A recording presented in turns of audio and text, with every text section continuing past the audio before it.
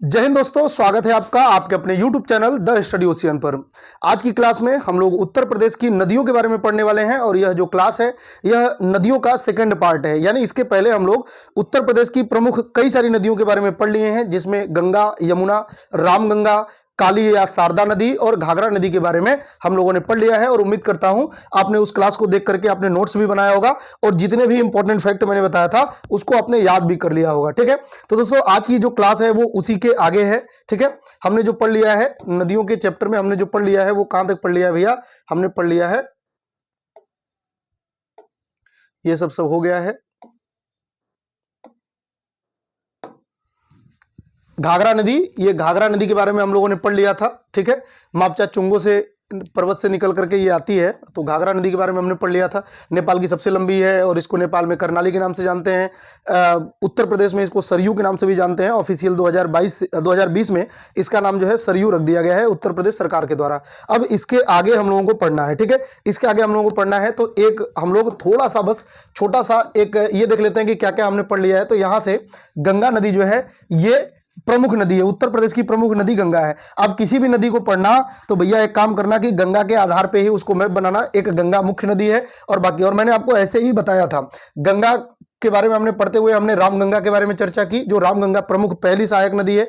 इसके बाद हमने दोस्तों यमुना के बारे में बताया था, जो इधर से राइट साइड से आकर के प्रयागराज में मिलती है, राइट साइड से हिमालयी नदी है। इसके बाद रामगंगा हो गई। रामगंगा के बाद हमने एक काली या शारदा नदी, काली या शारदा नदी है और ये घाघरा नदी में आकर के मिलती है। किस में मिलती है? घाघरा में।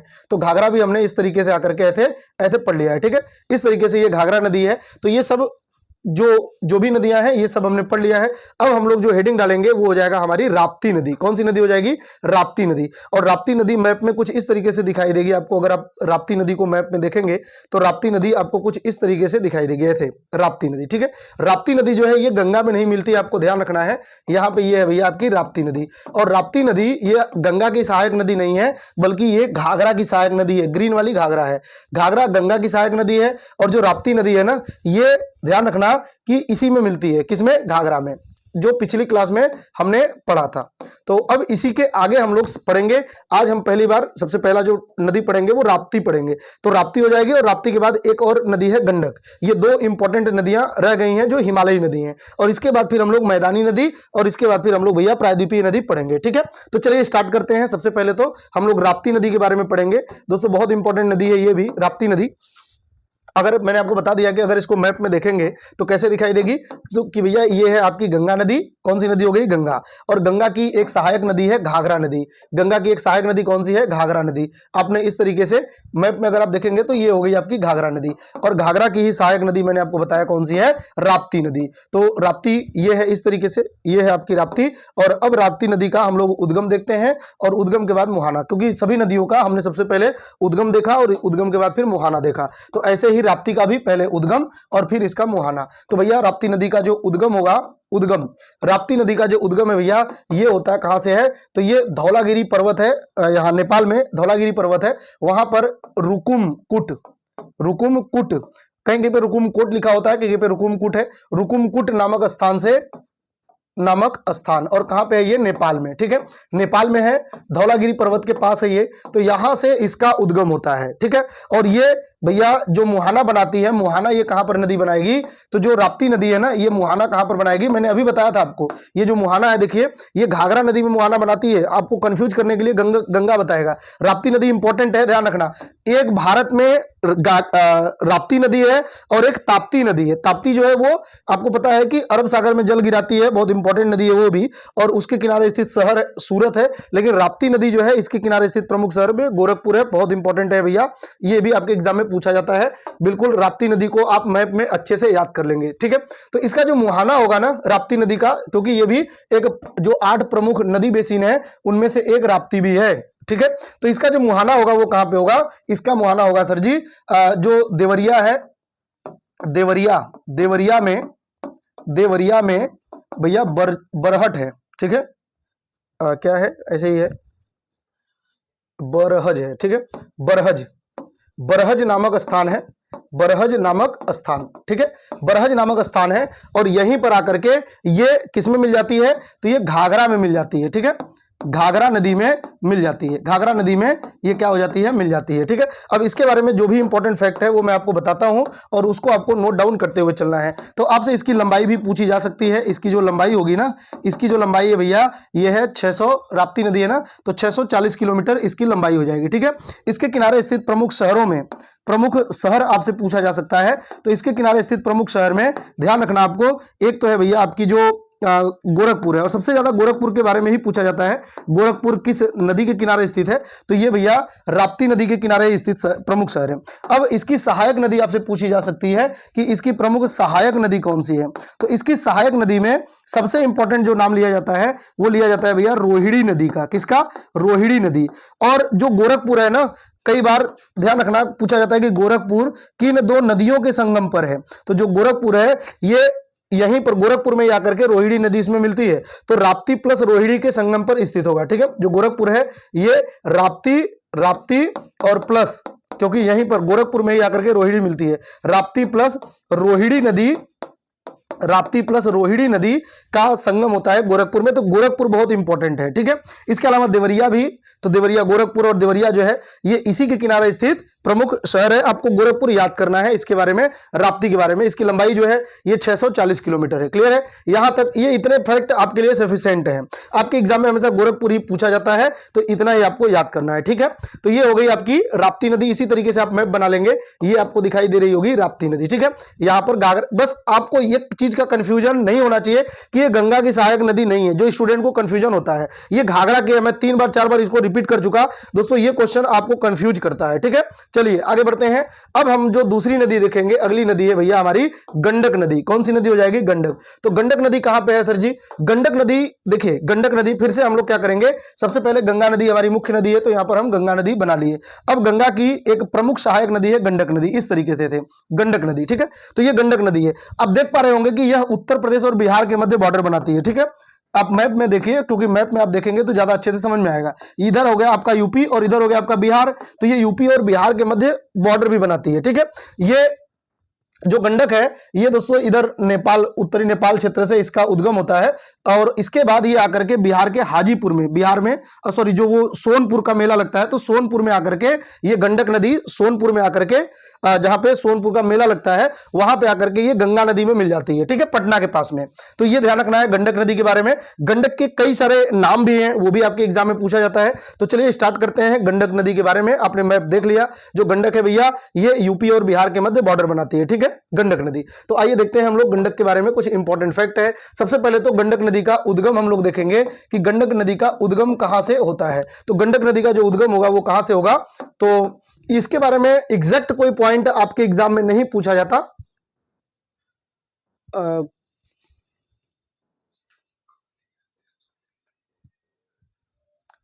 गंडक नदी का उद्गम,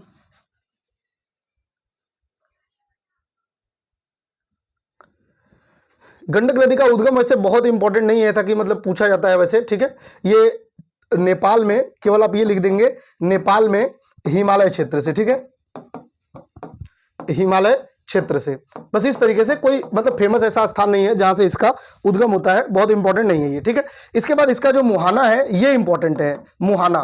तो इसका जो मुहाना होता है ना, ये मैंने अभी बताया था आपको कि ये नेपाल के सॉरी पटना के पास, आप क्या लिखेंगे, पटना के पास भैया, पटना के पास,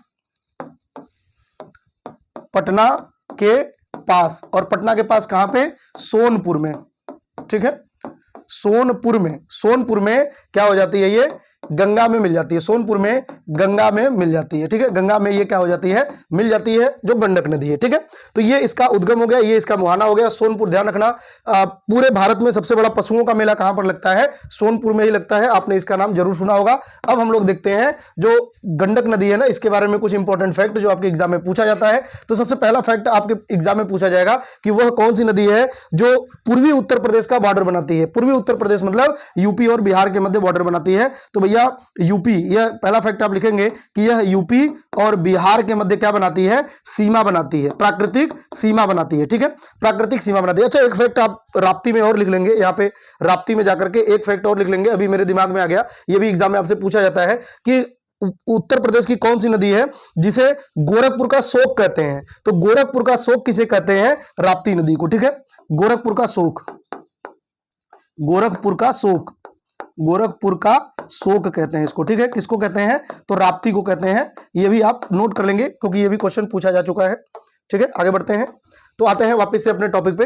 तो ये यूपी और बिहार के मध्य प्राकृतिक सीमा बनाती है। और दूसरा आपसे पूछा जाता है कि उत्तर प्रदेश की वह कौन सी नदी है जो अपने साथ सालीग्राम नाम का पत्थर लेकर के आती है? तो ये भैया अपने साथ हिमालय से सालीग्राम नाम का पत्थर लेकर के आती है, ठीक है। सालीग्राम नामक पत्थर लेकर के आती है, पत्थर लेकर के आती है, और इसीलिए इसको सालीग्रामी नदी के नाम से भी जानते हैं, ठीक है। सालीग्रामी नदी के नाम से भी, इसका दूसरा नाम सालीग्रामी नदी के नाम से भी, सालीग्रामी नदी के नाम से भी इसको जानते हैं, ठीक है। एक अन्य नाम भी इसका है, और अन्य नाम, एक अन्य नाम में क्या हो जाएगा? अन्य नाम में आपको ध्यान रखना है नारायणी नदी। नेपाल में इसे नारायणी नदी के नाम से भी जानते हैं, ठीक है। किस नाम से जानेंगे? नारायणी नदी के नाम से भी जानते हैं, ठीक है। ये भी आपको ध्यान रखना है। और अच्छा, एक नाम और इसका है, अगर आपसे पूछा जाए कि वैदिक काल में, किस काल में भैया? वैदिक काल में। जो वैदिक काल है ना, वैदिक काल में, वैदिक काल में इसे किस नाम से जाना जाता था? तो वैदिक काल में भैया इसको सदानीरा के नाम से जानते थे, ठीक है। सदानीरा। और बहुत इंपॉर्टेंट 5 स्टार वाला ये क्वेश्चन है, हमेशा पूछा जाता है कि किस नदी को सदानीरा नदी के नाम से जानते हैं? तो ये सदानीरा। और यहां पर ध्यान रखना कि दोस्तों ये जो गंडक नदी बेसिन है ना, गंडक नदी बेसिन है, यहां पर भी चावल की जबरदस्त खेती होती है। तो गंडक नदी बेसिन, ये घाघरा और गंडक दोनों का जो बीच का एरिया है ना, ये चावल की खेती जबरदस्त होती है। चावल की खेती यहां पर बहुत ही ज्यादा होती है। तो ये चावल की खेती के लिए पूर्वी उत्तर प्रदेश जाना जाता है, आपको पता ही है ना। गोरखपुर में सबसे ज्यादा ये गेहूं चावल का उत्पादन होता है, ये आपको पता होगा। हालांकि चावल का कटोरा किसे कहते हैं? तो वो चंदौली को कहते हैं, और वो भी यहीं पे है, ठीक है। इधर चंदौली, इधर यहाँ पे है, ये चंदौली है। तो आप देख पा रहे होंगे ये आपका बलिया है। तो इस तरीके से, ठीक है, ये आपकी गंडक नदी हो गई। गंडक नदी के बारे में इतना ही जो भी इंपॉर्टेंट फैक्ट था वो मैंने आपको बता दिया। पूर्वी उत्तर प्रदेश का बॉर्डर बनाती है। इसका उद्गम नेपाल में पर्वतीय क्षेत्रों से होता है, हिमालयी क्षेत्रों से, और बिहार में आकर के ये सोनपुर में, बिहार में पटना के पास सोनपुर में आकर के मिल जाती है। यूपी बिहार के मध्य बॉर्डर बनाती है। और इसका आपसे वैदिक नाम ज्यादा पूछा जाता है, तो ये भी इंपॉर्टेंट है, ठीक है। तो ये हो गया आपका वैदिक नाम इसका, सदानेरा। और इस प्रकार हमने सभी नदियों के बारे में देख लिया है। उत्तर प्रदेश की जितनी भी नदियां थी उनके बारे में हमने देख लिया है, ठीक है दोस्तों। उत्तर प्रदेश के बारे में हमने सारी नदियों को देख लिया। अब हमें क्या देखना है? तो अब हमें देखना है भैया जो आपकी मैदानी नदियां हैं, ठीक है। एक बार हम लोग क्या करेंगे, फिर से देख लेंगे कि कौन कौन सी नदियों को हमने पढ़ लिया है, ठीक है, ताकि आपका एक रिवीजन बना रहे। तो गंगा नदी है, गंगा नदी के बाद हमने कौन सी नदी? रामगंगा। फिर यमुना, और यमुना के बाद काली नदी या शारदा नदी, और फिर भैया घाघरा नदी, और फिर राप्ती नदी, और राप्ती नदी के बाद फिर कौन सी नदी है? गंडक नदी। तो इन नदियों को हमने देख लिया। और मैं ये इसलिए आपको बता रहा हूं क्योंकि मेरा जो पर्पज है वो ये बताना कि ये सारी की सारी नदियां आप देखिए तो उत्तरी क्षेत्र से निकलती हैं, उत्तर प्रदेश के उत्तरी क्षेत्र से निकल रही हैं, हिमालयी क्षेत्र से निकल रही हैं, क्लियर है। लेकिन उत्तर प्रदेश में बहुत सारी नदियां हैं जो दक्षिण से होकर के जाती हैं, दक्षिण से होकर के जाती हैं। तो दक्षिण से होकर के जाने वाली नदियों को प्रायद्वीपीय नदियां कहते हैं। हम लोग अभी वो पढ़ने वाले हैं जो इधर नीचे से होकर के ऊपर की ओर जाती हैं, ठीक है, दक्षिण से उत्तर की ओर जाती हैं। तो इन नदियों के बारे में भी पढ़ना है। और कुछ ऐसी नदियां हैं जो बीच बीच से निकलती हैं। तो जो बीच से निकलती हैं इन्हीं को हम लोग क्या कहते हैं? मैदानी नदियां कहते हैं। तो चलिए अब हम लोग क्या पढ़ेंगे भैया? मैदानी नदियां पढ़ेंगे। तो मैदानी नदियों में जो प्रमुख नदी है, गोमती नदी, वरुणा नदी, सई नदी, तमसा नदी, पांडो और आमी, ईसन और कर्मनासा, ये सब वे नदियां हैं जो कि मैदानी नदी। हालांकि मैं फिर से एक चीज आपको बता दूं कि जो कर्मनासा नदी है इसको दोस्तों मैदानी क्षेत्रों में भी गिना जाता है और प्रायद्वीपीय क्षेत्रों में भी गिना जाता है। आप किसी एक में ही पढ़ लेना, लेकिन आपको बस आइडिया होना चाहिए कि कहां से निकलती है। इसका जो निकलने वाला पॉइंट है ना वो प्रायद्वीपीय क्षेत्र से बस निकलने वाला पॉइंट, लेकिन बाकी जो इसका प्रवाह है ये मैदानी क्षेत्र में है। तो इसलिए भी इसको मैदानी क्षेत्र का मान लिया जाता है। हालांकि उद्गम के आधार पर तो ये प्रायद्वीपीय भारत की ही नदियां होनी चाहिए, ठीक है। तो चलिए स्टार्ट करते हैं। इसमें जो ज्यादा इंपॉर्टेंट है ना, जो ज्यादा इंपॉर्टेंट है वो तो गोमती नदी है, लेकिन इसके अलावा आपको सई नदी भी पढ़ना है। इसके बारे में भी आपके एग्जाम में क्वेश्चन पूछा जाता है, ठीक है। तो सबसे पहले हम लोग क्या पढ़ेंगे भैया? गोमती नदी के बारे में पढ़ने वाले हैं, ठीक है। गोमती नदी, तो जो गोमती नदी है, गोमती नदी ये मैप में कहां पे है? तो जब आप गोमती नदी की बात करेंगे तो भैया सबसे पहले हम क्या बनाएंगे? गंगा नदी। गंगा नदी इस तरीके से ऐसे लगभग उत्तर प्रदेश के मध्य से होकर के गंगा नदी प्रवाहित होती है। और जब गंगा नदी के संदर्भ में आप गोमती नदी को देखेंगे तो आपको कुछ इस तरीके से दिखाई देगा भैया। यहाँ पर ये आपका ये उत्तराखंड है इधर, और ये आपका क्या है, नेपाल है। यहाँ पर इधर नेपाल है, और जो उत्तराखंड और नेपाल का बॉर्डर है ना, यहीं पर एक डिस्ट्रिक्ट है, मैंने आपको जरूर बताया था। आप अगर मैप आपको याद हो तो यहाँ पर दोस्तों एक डिस्ट्रिक्ट है, इसी को कहते हैं पीलीभीत जिला। कौन सा जिला है ये, पीलीभीत। और इसी पीलीभीत क्षेत्र से इसका उद्गम होता है, यानी ये हिमालय से नहीं निकलती। ये कहां से निकलती है, मैदानी क्षेत्र से। देखिए ये तराई क्षेत्र से निकलती है नदी, ठीक है। तो ये हिमालय क्षेत्र से नहीं निकलती, और मैदानी क्षेत्र से निकलने वाली नदियों में सबसे बड़ी नदी कौन सी है, गोमती नदी। तो यहां से ये पीलीभीत क्षेत्र से निकल करके इस तरीके से आकर के, और भैया ये गाजीपुर में, कहां पर, गाजीपुर में आकर के, गाजीपुर के कैथी में आकर के ये गंगा नदी में मिल जाती है। क्लियर है। तो गोमती नदी मैदानी क्षेत्र से निकलने वाली सबसे लंबी नदी है। कहां से निकलती है, पीलीभीत में एक झील है, फुलहर झील, ठीक है। तो चलिए स्टार्ट करते हैं। सबसे पहले तो हम लोग देख लेते हैं गोमती नदी का उद्गम और मुहाना। तो आपके एग्जाम में पूछा जाता है जो गोमती नदी है, इसको एक अन्य नाम से भी जानते हैं, ये भी आपको ध्यान रखना है। कभी कभी गोमती न देकर के आपके एग्जाम में गोमल लिखा हुआ होता है, गोमल। तो गोमल नदी भी इसको कहते हैं, इसी को गोमती नदी को ही कहते हैं, ये भी आपको ध्यान रखना है, ठीक है। अब हम लोग देख लेते हैं इसका भैया उद्गम। तो इसका जो उद्गम होगा ना, उद्गम ये कहां पे होगा, तो ये पीलीभीत जिला, कौन सा जिला, पीलीभीत, जिसे किस नाम से जानते हैं, पीलीभीत को कहते हैं छोटा पंजाब। तो पीलीभीत को छोटा पंजाब कहते हैं। जो बांसुरी और खड़ाऊ के लिए ये जाना जाता है, वहां पर जबरदस्त बनता है बांसुरी और जो खड़ाऊ है, ठीक है। तो पीलीभीत जिले के फुलहर झील, कौन सा झील है, फुलहर झील है, फुलहर झील है, या इसी झील को क्या कहते हैं, गोमल ताल भी कहते हैं, गोमल ताल, ठीक है। गोमल ताल से ये निकलती है। और इसका जो मुहाना है ये भी इंपॉर्टेंट है। इसका जो मुहाना होगा, मुहाना, तो इसका मुहाना कहां पर होता है भैया, इसका जो मुहाना होगा ये होगा आपके गाजीपुर में, गाजीपुर में, उत्तर प्रदेश के गाजीपुर में जो कैथी है, कैथी नामक स्थान पर, कैथी नामक स्थान पर ये क्या करती है, गंगा में मिल जाती है। किस में मिलती है भैया, गंगा में मिल जाती है, ठीक है, गंगा में। तो गंगा में ये मिल जाती है, और इसके संगम पर ही यहाँ पर मार्कंडे महादेव मंदिर है। तो ये भी बहुत इंपॉर्टेंट है, जहां पर गंगा और गोमती नदी मिलती है, यहीं पर आपसे पूछा जाता है कि कौन सी मंदिर है, मार्कंडे महादेव मंदिर, ठीक है, बहुत फेमस है ये। तो इसलिए आपके एग्जाम में पूछा जा सकता है। तो मार्कंडेय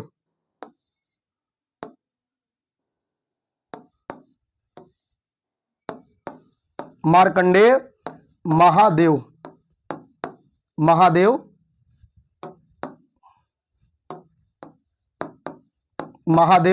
मंदिर, ये आपसे पूछा जाएगा कहां पे है। तो ये आपको ध्यान रखना है, जब मैं आपको पर्यटन पढ़ाऊंगा तो वहां पर फिर से आपको ये याद करना है। ये जहां पर संगम है ना, गंगा और ये गोमती का, वहीं पर ये मंदिर स्थित है, ठीक है। तो ये हो गया आपका उद्गम और मुहाना। अब हम लोग इसके बारे में कुछ अन्य फैक्ट भी देखते हैं गोमती का। तो सबसे पहले तो गंगा की जितनी भी बाएं तट पर मिलने वाली नदियां हैं, उनमें ये एकमात्र ऐसी बड़ी नदी है जो कि मैदानी क्षेत्र से निकलती है, मैदानी क्षेत्र से। तो भैया ये मैदानी क्षेत्र से निकलने वाली, पहला फैक्ट आप ये लिखेंगे कि मैदानी क्षेत्र से निकलने वाली सबसे बड़ी नदी है यूपी की। तो मैदानी क्षेत्र की सबसे बड़ी नदी है, मैदानी क्षेत्र की, क्षेत्र मतलब निकलने वाली, मैदानी क्षेत्र से निकलने वाली कौन सी नदी है, सबसे लंबी नदी है, सबसे बड़ी नदी है, ठीक है, सबसे लंबी नदी होगी, ठीक है, ये आपको ध्यान रखना है। और इसकी लंबाई कितनी है भैया, तो इसकी जो लंबाई है वो भी आपके लिए इंपॉर्टेंट है। अरे भाई कीड़ा है क्या इस पे, कोई यहां पर बैठा हुआ है।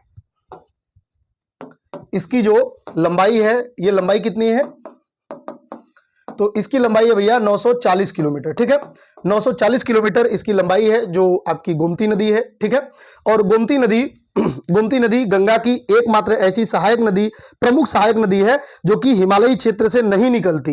लेकिन प्रमुख नदी तो गंगा की जितनी भी भाई प्रमुख नदियां हैं, उनमें ये एकमात्र ऐसी नदी है जो कि बाएं तट पर मिलती है, लेकिन ये हिमालयी क्षेत्र से नहीं निकलती, ठीक है। तो ये भी बहुत इंपॉर्टेंट नहीं है, लेकिन आपको ध्यान रखना है थोड़ा सा, ठीक है। तो इसकी लंबाई हो गई 940 किलोमीटर। इसके किनारे स्थित प्रमुख शहर, तो किनारे स्थित प्रमुख शहर में, इसके किनारे स्थित प्रमुख शहरों में बहुत इंपॉर्टेंट है, सबसे ज्यादा इंपॉर्टेंट इसके बारे में आपको यही याद करना है। कौन कौन से किनारे स्थित इसके प्रमुख शहर हैं, तो उत्तर प्रदेश की राजधानी लखनऊ, उत्तर प्रदेश की जो उत्तर प्रदेश की जो राजधानी है लखनऊ, वो यहीं पर स्थित है। और लखनऊ का यहाँ पर चैनलाइजेशन किया जा रहा है। आपसे पूछा जाएगा कि किस नदी का चैनलाइजेशन किया जा रहा है। उत्तर प्रदेश में 2 नदियां हैं जिनका चैनलाइजेशन किया जा रहा है, मतलब एक तरीके से उनके किनारे को एकदम बढ़िया बनाया जा रहा है, रिवर फ्रंट उसका जबरदस्त चैनलाइजेशन किया जा रहा है। एक तो लखनऊ में जो गोमती नदी है और एक वाराणसी में जो वरुणा नदी है। इन दोनों का पुनर्जीवन इनको दिया जा रहा है, इनके किनारे किनारे बढ़िया सा बनाया जा रहा है। तो ये भी आपको ध्यान रखना है,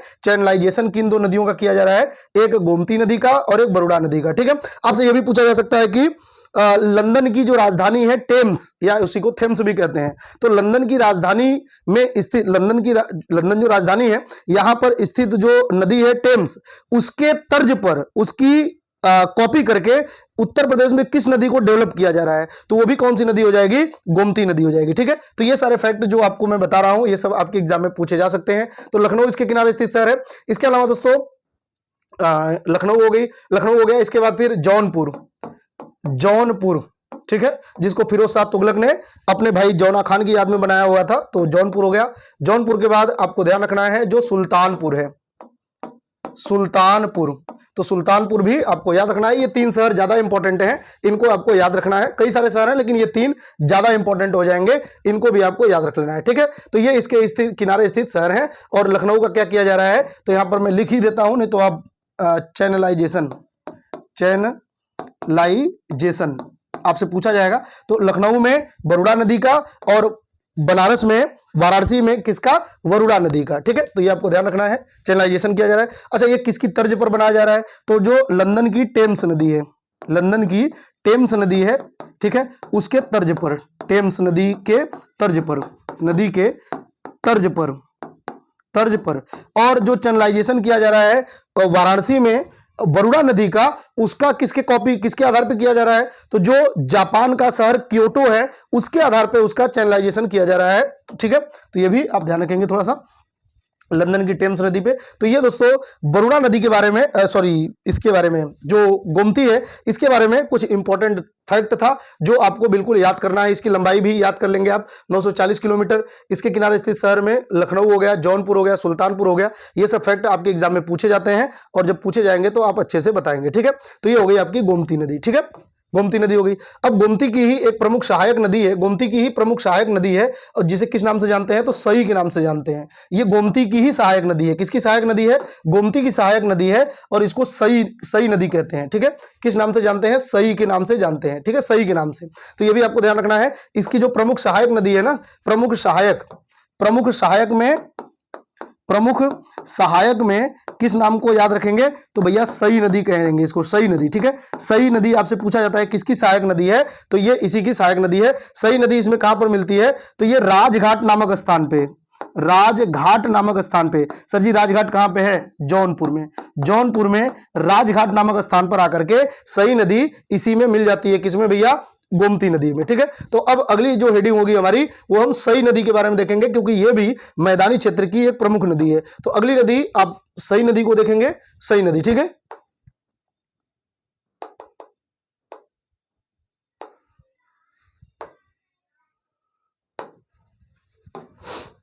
अगली हेडिंग आप डालेंगे सई नदी। ठीक है, सई नदी। सई नदी का अक्सर आपसे उद्गम पूछा जाता है। इसका उद्गम कहां से होता है, इसका उद्गम बहुत इंपॉर्टेंट है। तो इसका जो उद्गम होता है, उद्गम भैया इसका उद्गम होता है जो आपका ये है ना, हरदोई। तो हरदोई में एक झील है, हरदोई में एक प्रसिद्ध झील है, हरदोई में झील है, हरदोई में एक क्या है, झील है, और उस झील का नाम क्या है, भिजवान झील, भिजवान झील। और इसी भिजवान झील से ही सई नदी का उद्गम होता है, ये आपको ध्यान रखना है। और इसका मुहाना मैंने आपको पहले ही बता दिया, जौनपुर में, जौनपुर के राजघाट में। ठीक है, जौनपुर के, इसका जो मुहाना होता है जौनपुर के राजघाट में, राजघाट नामक स्थान पे ये मिल जाती है, किसमें, गोमती नदी में मिलती है। तो ये गोमती की सहायक नदी है, गोमती की सहायक नदी है। ठीक है, और इसके किनारे स्थित प्रमुख शहरों में आपसे पूछा जाएगा कि इसके किनारे स्थित प्रमुख कौन कौन से शहर हैं। अगर किनारे स्थित प्रमुख शहर पूछा जाएगा तो सबसे इंपॉर्टेंट है भैया आपका हरदोई, और हरदोई से भी ज्यादा इंपॉर्टेंट है आपका प्रतापगढ़। प्रतापगढ़ सबसे ज्यादा पूछा जाता है, प्रतापगढ़। हालांकि प्रतापगढ़ का एक शहर है जिसे, प्रतापगढ़ में ही एक स्थान है काला काकर, प्रतापगढ़ में एक स्थान है काला काकर। तो ये अलग से आप ध्यान रखेंगे, काला काकर, मैं इधर लिख रहा हूं काला काकर। तो जो काला काकर है ये गंगा, ये आपसे नाम लेकर के पूछा जाता है कि काला काकर उत्तर प्रदेश का एक प्रसिद्ध स्थान है और ये किस नदी के किनारे स्थित है। तो काला काकर की बात होगी, ये भी प्रतापगढ़ में है, तो ये गंगा नदी के किनारे, ठीक है। ये कहां पर हो जाएगा, गंगा नदी के किनारे है ये। लेकिन पूरा प्रतापगढ़ कभी भी आपसे पूछा जाएगा तो आप बताएंगे ये तो सर जी सई नदी के किनारे स्थित है, ठीक है, सई नदी के। तो हरदोई और प्रतापगढ़ ही आपके एग्जाम में ज्यादा पूछे जाते हैं और जो प्रतापगढ़ है भैया ये आंवले के लिए जाना जाता है, ठीक है। तो सई नदी के किनारे स्थित शहर है प्रतापगढ़, ठीक है। चलिए, तो ये हमारा सई नदी हो गया। तो दोस्तों ये सब जो नदियां हैं मैंने आपको बताया, ये सब मैदानी क्षेत्र की कुछ प्रमुख नदियां हैं। मैदानी क्षेत्र की कुछ प्रमुख नदियां हैं, गोमती हो गया, सई हो गया। बरुड़ा के बारे में ये जानिए, आप जानिए कि ये स्पेशली जो वाराणसी है, वाराणसी के किनारे ही वाराणसी जो है किस नदी के किनारे स्थित है, तो वरुड़ा के किनारे स्थित है। और वरुड़ा और अस्सी दो नदियों के नाम पर ही वाराणसी का नाम पड़ा हुआ है, तो ये वैसे भी नाम से आप पहचान लेंगे, ठीक है। तमसा नदी और पांडु ये सब मैदानी नदी है, इनके बारे में बस आप इस तरीके से याद कर लेना। यहां पर एक फैक्ट आप और देख सकते हैं, और वो नदी कौन सी है, वो है आमी नदी। आमी नदी बहुत ही प्रदूषित नदी है, ये उत्तर प्रदेश की बहुत ही ज्यादा प्रदूषित नदी है, ठीक है, प्रदूषण वाली नदी है, ठीक है, प्रदूषण वाली नदी है। एक तो ये फैक्ट ध्यान रखेंगे। और इसके किनारे स्थित एक दो शहर आपसे पूछा जाता है, एक खलीलाबाद आपसे पूछा जाता है, खलीलाबाद, खलीलाबाद। और सर जी खलीलाबाद कहां पे है, तो ये संत कबीर नगर का मुख्यालय है, खलीलाबाद। खलीलाबाद कहां पे है, संत कबीर नगर, संत कबीर नगर, संत कबीर नगर जो है, संत कबीर नगर का ही जो मुख्यालय है खलीलाबाद। यहां खलीलाबाद आपसे पूछ सकता है या संत कबीर नगर। और एक स्थान है यहीं पे संत कबीर नगर में, और वो है भैया मगहर। मगहर ज्यादा इंपॉर्टेंट है, 5 स्टार वाला क्वेश्चन है। मगहर इसलिए इंपॉर्टेंट है दोस्तों क्योंकि पहले के जमाने में मगहर जो है ऐसा माना जाता था कि ये नरक का द्वार है, और अगर किसी की मृत्यु मगहर में होती है तो हमेशा नरक में जाएगा, ऐसी मान्यता थी।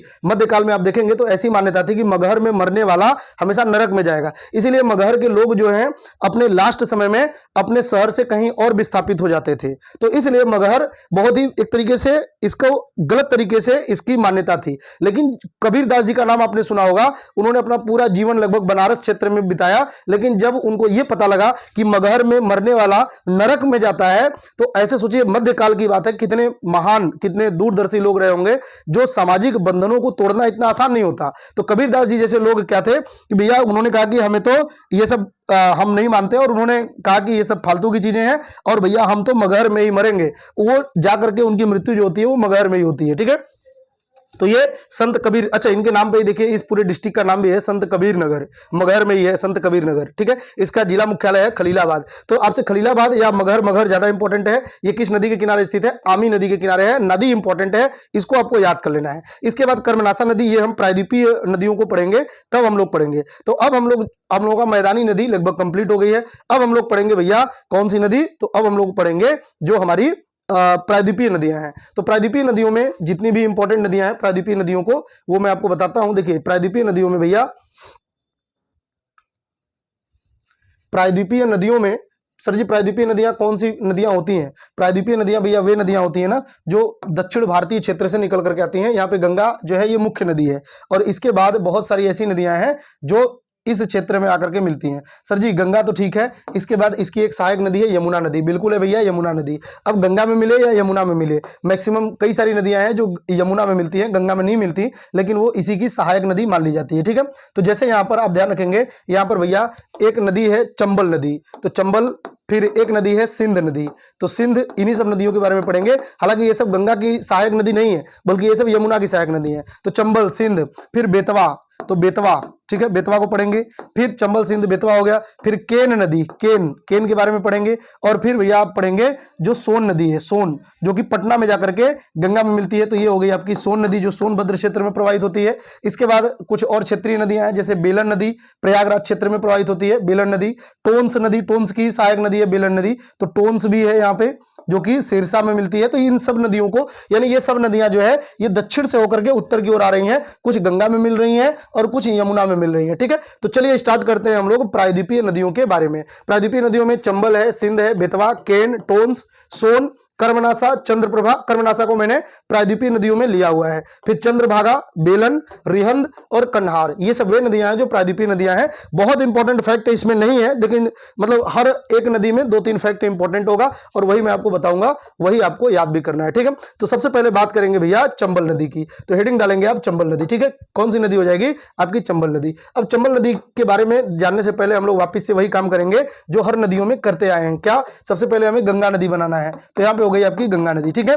गंगा नदी के बाद यहां पर आपने बना दिया भैया यमुना नदी। कौन सी नदी बना दिया आपने? यमुना नदी, ठीक है। क्योंकि ये जो अब गंगा के साथ यमुना भी बनाना पड़ेगा। क्यों बनाना पड़ेगा सर जी? वो इसलिए भैया क्योंकि जो चंबल नदी है वो यमुना में मिलती है, तो यहां पर आपने डाल दिया ऐसे चंबल, ये चंबल बना दिया। और चंबल के बारे में इंपॉर्टेंट फैक्ट क्या होगा? तो इसका जो उद्गम है ना, इसका जो उद्गम है, उद्गम इसका मध्य प्रदेश में महू जिला है। मध्य प्रदेश में एक जिला है महू जिला।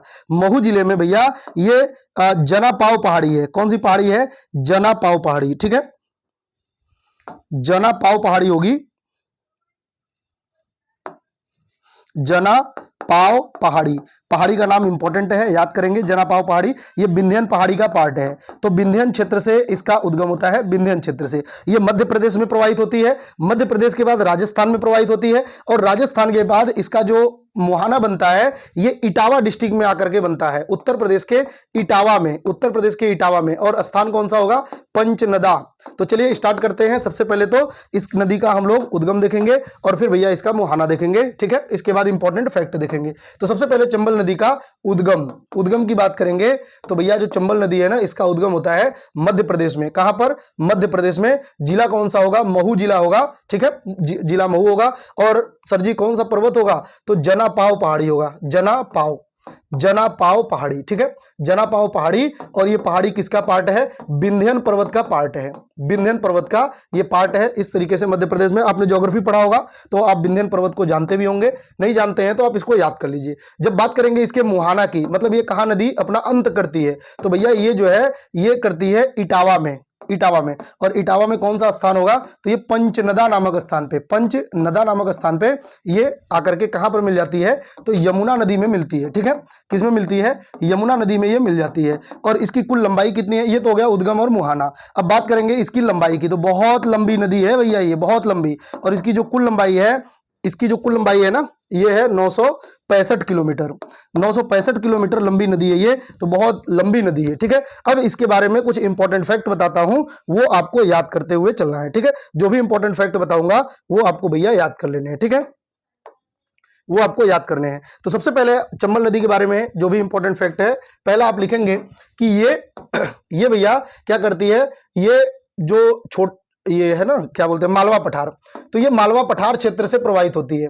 मालवा पठार, भले ही ये यूपी में नहीं है, मालवा पठार से प्रवाहित होती है, प्रवाहित होती है, मालवा पठार क्षेत्र से प्रवाहित होती है, ठीक है। दूसरा फैक्ट लिखेंगे, मालवा पठार कहां पे है सर जी? तो मालवा पठार जो है भैया ये मध्य प्रदेश यहां पे है, ठीक है। चंबल नदी है ना, तो चंबल नदी यहां पर है, मालवा का पठार जो मध्य प्रदेश और राजस्थान का जो बॉर्डर है, ठीक है, यहां पर होगा आपका, जहां से ये नदी निकलती है ना वहीं पर है। कुछ इस तरीके से ये चंबल नदी है, तो इस क्षेत्र में है, यहां पे है, ठीक है। तो आइए देखते हैं इसका। एक तो मालवा पठार क्षेत्र है। आपसे पूछा जाता है उत्तर प्रदेश की वह नदी बताइए जो घड़ियाल के लिए जानी जाती है, तो घड़ियाल के लिए प्रसिद्ध, घड़ियाल के लिए जानी जाती है ये, ठीक है। घड़ियाल के लिए प्रसिद्ध नदी कौन सी हो जाएगी? तो ये भी आपकी चंबल नदी हो जाएगी, आपको ध्यान रखना है, ठीक है। फिर इसमें बहुत सारे इस पे बांध भी बनाए गए हैं, जैसे मध्य प्रदेश में मैं बता ही देता हूं यहाँ पे। वैसे ये उत्तर प्रदेश के संदर्भ में इंपॉर्टेंट नहीं है, लेकिन बता देता हूं। जैसे यहाँ पे महात्मा गांधी बांध है, इस पे महात्मा गांधी बांध है, इस पे बहुत इंपॉर्टेंट बांध है ये, है ना, लेकिन उत्तर प्रदेश के संदर्भ में इंपॉर्टेंट नहीं है। महात्मा गांधी बांध है, इसके अलावा जवाहर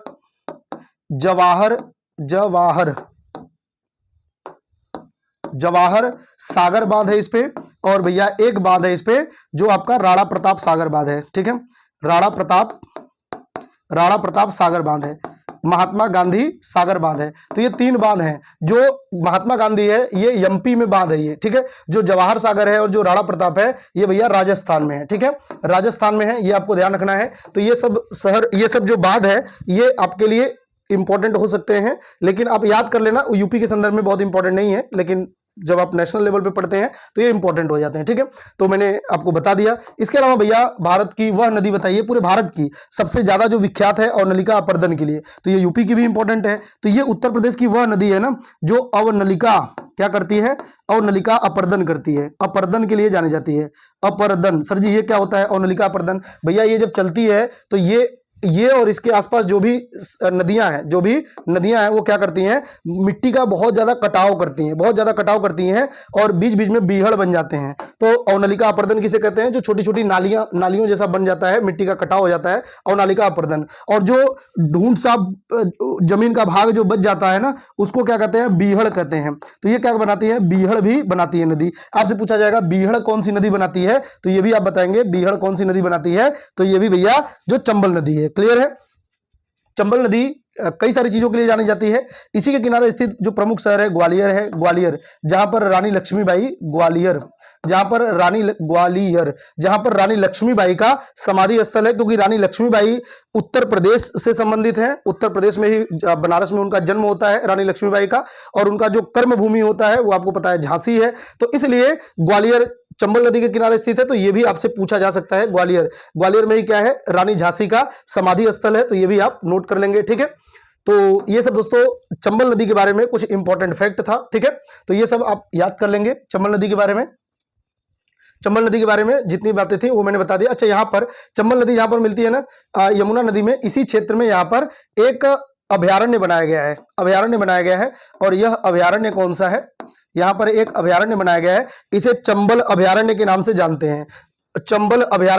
जानते हैं। जो कि कई सारी चीजों के लिए यहाँ पर रिजर्व के लिए जाना जाता है। जैसे हिरण का रिजर्व अगर आपसे पूछे तो इसी क्षेत्र में हिरण का रिजर्व होता है। इसी क्षेत्र में भैया जो कछुआ होते हैं उनका रिजर्व भी इसी क्षेत्र में होता है। कई सारी चीजों के रिजर्व के लिए जाने जाते हैं चंबल। हाथियों के रिजर्व के लिए भी यहाँ पे हाथी रेस्क्यू भी बनाया गया है यहाँ पे। तो वो सब आगे हम लोग पढ़ेंगे, लेकिन आप ध्यान रखना यहां पे, ठीक है। अच्छा, अब आपसे ये पूछा जा सकता है ना, चंबल नदी जब आपने पढ़ लिया तो आपसे ये भी पूछा जा सकता है कि उत्तर प्रदेश का वह शहर जो सबसे ज्यादा अपने जल अपर्दन के लिए जाना जाता है। तो सबसे ज्यादा जल अपर्दन के लिए इटावा जाना जाता है। इटावा किसके लिए जाना जाता है? अपने जल अपर्दन। तो अब आपको समझ में आ रहा होगा कि ये जल अपर्दन के लिए क्यों जाना जाता है, क्योंकि यहीं पर जो चंबल नदी है आकर के मिलती है, ठीक है। तो ये सारी बातें आपको बिल्कुल याद कर लेना है, ठीक है। तो चंबल के बारे में एक बार देख लेते हैं कि जो चंबल नदी है, चंबल नदी भैया इसका उद्गम मैंने बता दिया जनापाव पहाड़ी, इसका मुहाना इटावा में पंचनदा नामक स्थान पे मालवा पठार से प्रवाहित होती है। घड़ियाल के लिए ये प्रसिद्ध है, इसमें घड़ियाल पाए जाते हैं। इस पे बांध है, ये सब अवनलिका अपर्दन के लिए जानी जाती है, बीहड़ बनाती है। ग्वालियर इसी नदी के किनारे स्थित है। अच्छा, एक फैक्ट और रह गया इसमें, और वो है इसकी सहायक नदी। वो है कौन सी? इसकी सहायक नदी। तो इसकी सहायक नदियों में याद करेंगे, एक है भैया क्षिप्रा नदी है, और एक है आपकी बनास नदी। ये सब उत्तर प्रदेश में नहीं है, ठीक है, लेकिन आपसे पूछ लिया जाता है क्योंकि चंबल इंपॉर्टेंट नदी है। तो क्षिप्रा है, बनास है और पार्वती है। ये 3 नदियां प्रमुख हैं जो इसकी सहायक नदी हैं। अब इनके बारे में एक एक फैक्ट भी लिख लेंगे। जो क्षिप्रा नदी है ना, इसी के किनारे उज्जैन है, और यहीं पर क्या होता है, महाकुंभ का आयोजन होता है, थोड़ा सा ध्यान रखेंगे। और जो बनास नदी है, ये अरावली पहाड़ी को काटती है, ठीक है। तो ये थोड़ा सा आपको अगर ध्यान रखेंगे तो ज्यादा बेटर है। बहुत इंपॉर्टेंट तो उत्तर प्रदेश के संदर्भ में नहीं है। तो आपकी चंबल नदी हमारी कंप्लीट हो गई, ठीक है। चंबल नदी हमारी क्या हो गई भैया, कंप्लीट हो गई। अब हम लोग क्या देखेंगे, जो दूसरी नदी है ना, चंबल तो हो गया हमारा। चंबल के बाद जो दूसरी नदी आ जाएगी, ये आ जाएगी आपकी बेतवा नदी, ठीक है। तो चंबल नदी के बाद बेतवा नदी, गंगा, और गंगा के बाद यमुना, और यमुना के बाद अब हम लोगों ने चंबल को देख लिया है। बिल्कुल देख लिया सर जी, चंबल को देख लिया। अब हम लोग देखेंगे, अच्छा चंबल के बाद बेतवा न देखें, बल्कि हम लोग सिंध को देख लेते हैं। सिंध, तो सिंध के बारे में देखना क्या है, मैं आपको केवल एक बात बता देता हूं कि इसका उद्गम आपसे नहीं पूछा जाता। अगर पूछा जाएगा तो आप बताएंगे विंध्यन क्षेत्र से, ठीक है, विंध्यन क्षेत्र से। और इसका मुहाना तो वही पंचनदा जो है, पंचनदा नामक स्थान पे इटावा में, क्योंकि ये दोनों का मुहाना जाकर के एक ही में संयुक्त रूप से शामिल हो जाता है। तो ये चंबल है, सिंध हो गया, ठीक है। इन दोनों का मुहाना इटावा में मिलता है। अब हम लोग देखेंगे जो है भैया आपका बेतवा नदी। कौन सी नदी है? बेतवा। तो बेतवा बहुत इंपॉर्टेंट नदी है, इसको आपको अच्छे से याद करना है। कौन सी नदी? बेतवा, ठीक है। जो बेतवा नदी है, इसका उद्गम ये मध्य प्रदेश में होता है रायसेन क्षेत्र से, ठीक है। रायसेन जिला है यहाँ पे, जो भोपाल के पास में ही है रायसेन, तो यहाँ से इसका उद्गम होता है। और ये सबसे पहले ललितपुर, यहाँ पर देखिए ये ललितपुर है, ललितपुर और झांसी से होते हुए भैया ये जाती है यमुना नदी में मिलती है। कौन सी नदी? बेतवा नदी। और बेतवा नदी कहाँ पर मिलती है सर जी? तो ये हमीरपुर में मिलती है, हमीरपुर में। ये कई सारी चीजों के लिए बहुत इंपॉर्टेंट है, इसलिए इसको बिल्कुल ध्यान से देखेंगे, इसको बिल्कुल आपको ध्यान से देखना है, ठीक है। तो बेतवा नदी, इसका सबसे पहले उद्गम देख लेते हैं भैया। उद्गम, तो बेतवा नदी का जो उद्गम होगा ये होगा आपका तो रायसेन, रायसेन जिला। रायसेन जिला कहां पर? मध्य प्रदेश में, ठीक है, मध्य प्रदेश में। और पर्वत कौन सा होगा? तो अब विंध्यन पर्वत, बस सिंपल सा याद कर लेंगे, विंध्यन पर्वत क्षेत्र, विंध्यन पर्वत क्षेत्र, ठीक है। तो ये आपको ध्यान रखना है। अब बात करेंगे कि इसका जो मुहाना है वो कहां पर बनता है। तो इसका जो मुहाना हो जाएगा ना, बेतवा नदी का जो मुहाना होगा, ये ध्यान रखना, हमीरपुर में, उत्तर प्रदेश के हमीरपुर में इसका मुहाना होता है। यूपी में हमीरपुर है, हमीरपुर में जो जूतियों के लिए जाना जाता है, जूती के लिए कौन सा शहर जाना जाता है? हमीरपुर। तो ये उत्तर प्रदेश का एक शहर है हमीरपुर, और यहीं पर दोस्तों ये मुहाना होता है इसका। और किस नदी में ये मिलती है? तो ये यमुना नदी में मिल जाती है, ठीक है, यमुना नदी में ये मिल जाती है। अब इसके बारे में कुछ इंपॉर्टेंट फैक्ट है, वो भी आपको ध्यान रखना है। तो कौन कौन से इंपॉर्टेंट फैक्ट है वो मैं आपको बताता हूं, वो आपको ध्यान से सुनना है, ठीक है। तो जो बेतवा नदी है इसको सबसे पहले तो क्या कहते हैं? तो इसे चंबल का बुंदेलखंड का, पहला फैक्ट इसके बारे में ये होगा कि बुंदेलखंड का, बुंदेलखंड की गंगा किसे कहते हैं? तो बुंदेलखंड की गंगा अगर आपसे पूछा जाएगा तो आप बताएंगे सर जी बेतवा नदी को ही तो बुंदेलखंड का गंगा कहते हैं, बुंदेलखंड का गंगा बेतवा नदी को ही कहते हैं, ठीक है।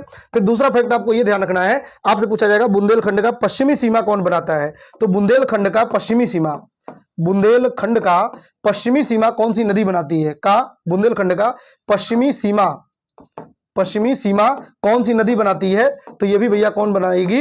ये भी तो बेतवा ही बनाती है। क्लियर है? यहां तक किसी को कोई डाउट? बिल्कुल सर जी डाउट नहीं है। अब बात करेंगे आगे बेतवा नदी के बारे में। तो देखिए जब बेतवा नदी आती है, जैसे यहां पर मैप देखिए, मैप थोड़ा सा देखिए आप ध्यान से, ये हो गई आपकी यमुना नदी, और यहाँ पर ये हो गई आपकी गंगा नदी, और यहाँ पर ये हो गया आपका प्रयागराज, ठीक है। यहाँ पर कौन सा स्थान हो गया? प्रयागराज हो गया, प्रयागराज हो गया। और ये आपकी यमुना नदी हो गई। अब इसी यमुना नदी में ये आपकी हो गई बेतवा नदी, ठीक है, बेतवा नदी। और बेतवा नदी प्रवेश कहाँ पर करती है? तो प्रवेश करती है ललितपुर में। और मिलती कहाँ पे है? मिलती है भैया ये आपके जो हमीरपुर है, ठीक है, ये आपको ध्यान रखना है। अब इस पर कुछ बांध बनाए गए हैं। जैसे ये नदी प्रवेश करती है ना, मैप में दिखाऊं तो ज्यादा अच्छे से आपको समझ आएगा। यहां पर देखिए, यहां पर ये बेतवा नदी है आपकी। अब इसके बारे में आपको थोड़ा सा ध्यान से देखना है, और जो भी मैं बता रहा हूं उसको आपको नोट करते हुए चलना है, ठीक है। तो यहां पर भैया, यहां पर देखिए ये ललितपुर है, ललितपुर जो कि तीन तरफ से मध्य से घिरा हुआ है, तीन तरफ से मध्य प्रदेश से घिरा हुआ है, फिर झांसी है, और फिर हमीरपुर में जाकर के ये यमुना नदी में मिल जाती है। तो जैसे ये ललितपुर में प्रवेश करती है, इस पर दो बांध मिलते हैं, दो बांध मिलते हैं, बहुत इंपॉर्टेंट है, ये दो बांध मिलते हैं। जो पहला बांध है इसे कहते हैं राजघाट बांध। कौन सा बांध है ये? राजघाट बांध, ठीक है, राजघाट बांध, राजघाट बांध हो गया। और इसके बाद जब जाएंगे, दूसरा जो बांध होता है इसे कहते हैं माता टीला बांध, माता टीला बांध, माता टीला बांध। तो एक होता है आपका राजघाट बांध और दूसरा होता है माता टीला। और ये दोनों कहां पे हैं? तो सर जी दोनों ललितपुर में हैं। दोनों कहां पे होंगे भैया? दोनों हो जाएंगे ललितपुर में। ये आप मैप ऐसे ही बना लेंगे, एग्जाम में रिवीजन करने के लिए काफी अच्छा होता है, ठीक है। और जो राजघाट बांध है ना, इसी को रानी लक्ष्मीबाई बांध के नाम से भी जानते हैं। इसका जो निर्माण हुआ ये हुआ 1975 में, 1975 में। और जो माता टीला है इसका जो निर्माण हुआ भैया ये हुआ 1958 में। बहुत इंपॉर्टेंट 5 स्टार वाला क्वेश्चन है ये, बिल्कुल आपको पता होना चाहिए, ठीक है। राजघाट बांध और माता टीला। और राजघाट बांध का नाम बदल करके क्या कर दिया गया? तो सर जी ने अभी बताया था, राजघाट का नाम बदल करके कर दिया गया रानी लक्ष्मीबाई बांध, ठीक है, रानी लक्ष्मीबाई बांध। तो ध्यान रखना, रानी लक्ष्मीबाई बांध ना ये ललितपुर में है, झांसी में नहीं है। रानी लक्ष्मीबाई बांध जो है ये कंफ्यूज करता है आपको, तो ये झांसी में नहीं है, ये ललितपुर में है। क्लियर है? और जब और आगे बढ़ेंगे तो इस पर भैया दो बांध आपको और दिखाई देंगे, ठीक है, दो बांध आपको और दिखाई देंगे इसी पर, लेकिन कहां पर दिखाई देंगे? तो ये दिखाई देंगे झांसी में। तो अब जो दोनों बांध होंगे ये दिखाई देंगे झांसी में। और ये दोनों बांध कौन से होंगे? एक बांध होगा आपका परीक्षा बांध। कौन सा बांध है? परीक्षा बांध, और दूसरा बांध है सुकमा डुकुमा बांध, सुकमा डुकुमा बांध, सुकमा डुकुमा बांध। और ये दोनों बांध कहां पे है? तो ये दोनों बांध है झांसीपुर में, सर जी, झांसी में, सॉरी झांसी में, ठीक है। सर जी समझ में नहीं आया, भैया समझ में क्यों नहीं आएगा, बिल्कुल अच्छे से समझ में आएगा आपको। अब यहां पर आइए देखिए, तो ये हो गई आपकी जो यमुना नदी है, ठीक है, यमुना नदी। और ये कौन सी नदी है? गंगा नदी। गंगा की सहायक नदी है यमुना, और यमुना की सहायक नदी है बेतवा। तो बेतवा, और बेतवा प्रवेश कहां पे करती है? मैं बार बार बता रहा हूं, ललितपुर में प्रवेश करती है, क्योंकि अगर आपको प्रवेश याद रहेगा तभी पता चलेगा कि पहला बांध और दूसरा बांध कौन सा है, ठीक है।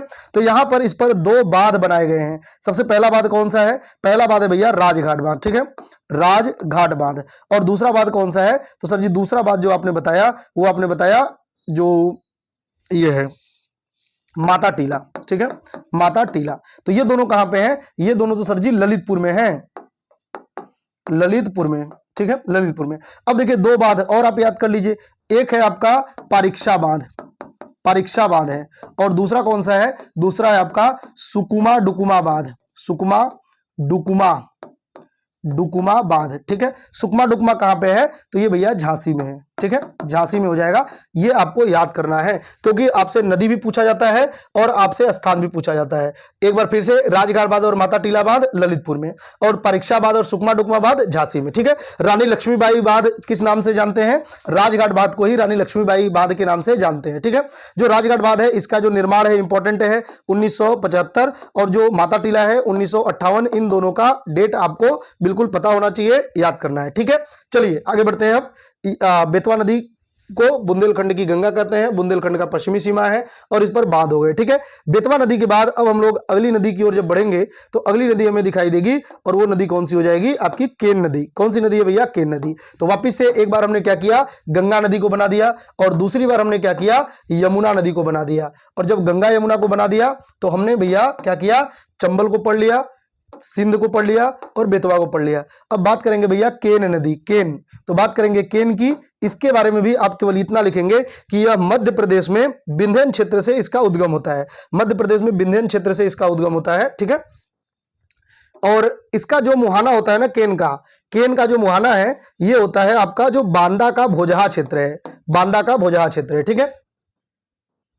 अच्छा, मैंने इसकी लंबाई बताया था कि नहीं? बेतवा की जो लंबाई है ये भैया 480 किलोमीटर है, ठीक है। इसकी लंबाई कितनी हो जाएगी? 480 किलोमीटर, ठीक है। बेतवा की लंबाई कितनी है?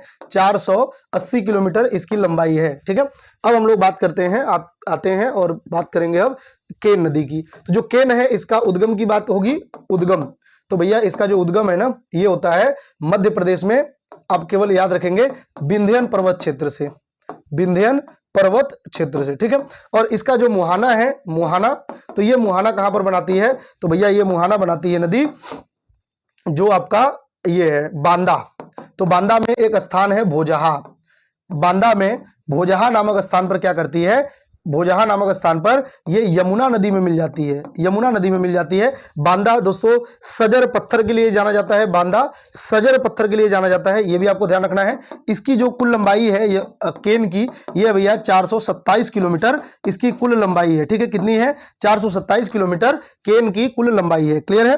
केन के बारे में बहुत इंपॉर्टेंट फैक्ट तो नहीं है, बस आपको इतना ही याद करना है। और बांदा जो है ये सजर पत्थर के लिए जाना जाता है, और इसके अलावा जो बांदा है ये गेरू के लिए भी जाना जाता है। गेरू, जो गेरू होता है ना, गेरू, तो गेरू के लिए भी एकमात्र ऐसा डिस्ट्रिक्ट है जो गेरू के लिए जाना जाता है। तो गेरू के लिए बांदा जाना जाता है।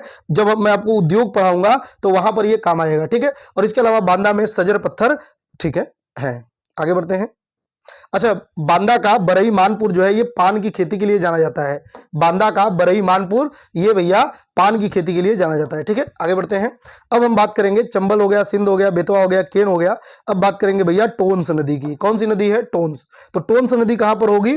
तो जब बात करेंगे टोंस नदी की तो यहां पर देखिए ये है आपकी चंबल, सिंध, बेतवा, केन। अब देखिए जब टोंस नदी की बात करेंगे ना तो टोंस, ध्यान से अब देखना आपको, टोंस नदी जो है ये गंगा में मिलती है, यमुना में नहीं मिलती। ये जहां पर गंगा और यमुना का संगम होता है प्रयागराज में, उससे जस्ट थोड़ा सा आगे जाकर के ये टोंस नदी मिलती है। और ये टोंस नदी गंगा की सहायक नदी है, गंगा की। ये प्रयागराज में सिरसा नामक स्थान पर, प्रयागराज में सिरसा नामक स्थान पर आकर के ये इसमें गंगा नदी में मिल जाती है, ठीक है, टोंस। और टोंस की ही सहायक नदी है जो बेलन नदी है, ठीक है, जहां पर जो आपके आदि मानव के बहुत सारे कंकाल मिले हुए हैं, तो बेलन घाटी जो है ये आपको पता है प्रागैतिहासिक काल के लिए जाना जाता है, पाषाण काल के लिए ये स्थान जाना जाता है। ठीक है, तो टोंस नदी के बारे में देख लेते हैं। जो टोंस नदी है इसका उद्गम, टोंस नदी का जो उद्गम होगा ये कहां से होगा, तो ये आप याद करेंगे मध्य प्रदेश में जो कैमूर पहाड़ी है, तो कैमूर पहाड़ी से, कैमूर पहाड़ी जो कि कहां पे है, मध्य प्रदेश में,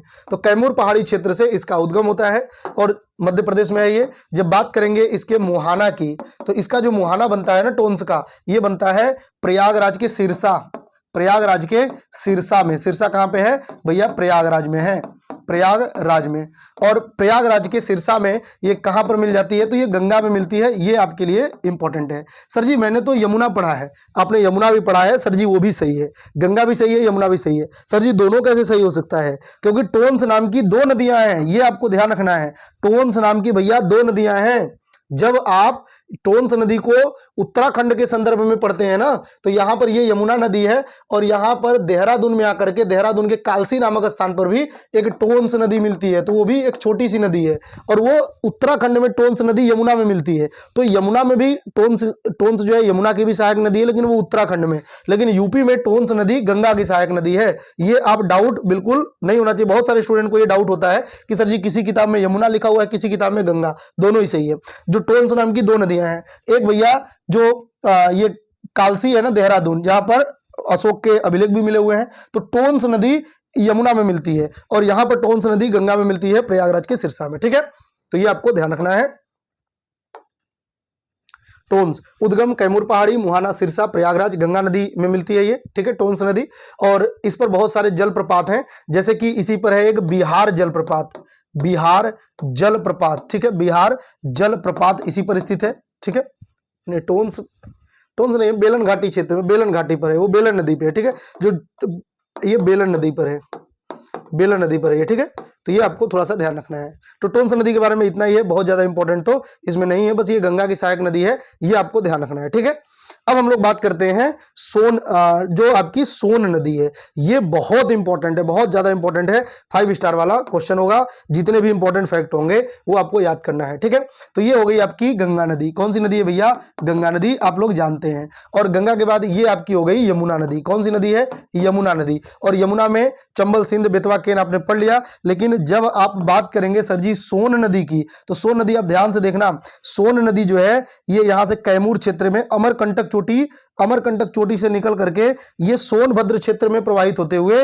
ये जाती है और पटना में मिलती है। कहां पर मिलेगी ये, पटना में। तो ये पटना में जाकर के गंगा नदी में मिल जाती है। कौन सी नदी है भैया, ये सोन नदी है। ठीक है, तो इसके बारे में कई सारे इंपॉर्टेंट फैक्ट है, वो सारे के सारे आपको जानने हैं। ठीक है, तो सोन नदी के बारे में चलिए आइए देखते हैं जो भी इंपॉर्टेंट फैक्ट होगा। सबसे पहले तो इसका उद्गम, तो इसका जो उद्गम होगा सोन नदी का, ये उद्गम कहां पे होगा, तो ये आप ध्यान रखेंगे कैमूर पहाड़ी की एक चोटी है, कैमूर पहाड़ी की एक चोटी है। और चोटी का नाम क्या होगा, विंध्यन, बंडेर, कैमूर, कैमूर की एक चोटी है, नहीं मैकाल है, सॉरी कैमूर नहीं है, मैकाल है, मैकाल पहाड़ी है। ठीक है, मैकाल पहाड़ी की एक चोटी है और चोटी का नाम क्या होगा, अमरकंटक, अमरकंटक। ध्यान रखना, अमरकंटक चोटी से ही, अमरकंटक चोटी से ही जो नर्मदा नदी है उसका भी उद्गम होता है और जो सोन नदी है उसका उद्गम भी होता है। तो नर्मदा का उद्गम भी अमरकंटक से होता है और सोन नदी का भी उद्गम जो है ये अमरकंटक से होता है। क्लियर है। अमरकंटक की जो ऊंचाई है लगभग 1048 मीटर है इसकी जो ऊंचाई है। ठीक है, अब बात करेंगे इसके मुहाना की। जो सोन नदी का मुहाना है, तो इसका जो मुहाना होता है ना, ये पटना में है, पटना में। और पटना में, बिहार के पटना में।